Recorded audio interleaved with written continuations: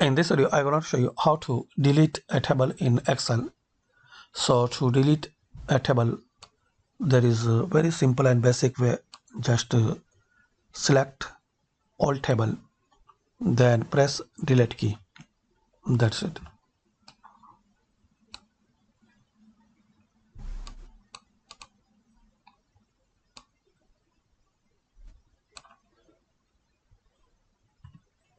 And if you want to delete any particular column or row in table,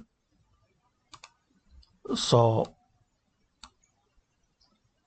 you need to select that column or row.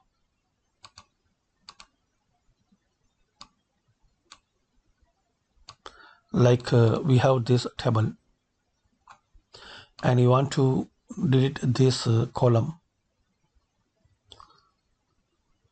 So right click here and click on delete.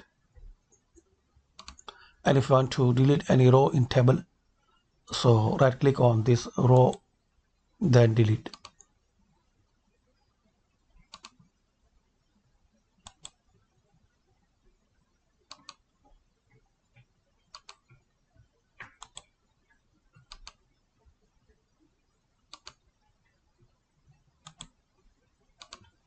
That's it. So like this we can delete a table in Excel. Thanks for watching.